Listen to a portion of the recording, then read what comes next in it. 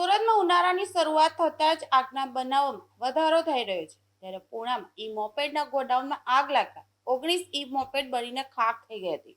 ચાર્જિંગમાં અમુક મોપેડ મૂકવામાં આવી હતી. તેમાં શોર્ટ સર્કિટ થઈ અથવા તો અન્ય કારણોસર આગ લાગી હોવાનું પ્રાથમિક તપાસમાં આવ્યું છે. બનાવની જાણ થતાં તાત્કાલિક ફાયર બ્રિગેડને કોલ કરવામાં આવ્યો હતો, જેથી ડુબાલ ફાયર વિભાગની 7 જેટલી ગાડીઓ સ્થળ પર પહોંચી ગઈ હતી. ધુમાડાનું પ્રમાણ વધારે હોવાથી ફાયર બ્રિગેડની ટીમના જવાનો દ્વારા ઓક્સિજનના માસ્ક પહેરીને કામગીરી કરવાની નોબત આવી હતી. 1.5 કલાકની જહેમત બાદ આગ પર કાબુ મેળવી લેવામાં આવ્યો હતો. જોકે આગમાં કોઈ પ્રકારની જાનહાનિ થઈ ન હતી. ફાયર બ્રિગેડની ટીમ દ્વારા 60 જેટલી ઈ મોપેડને બચાવી લેવામાં આવી હતી.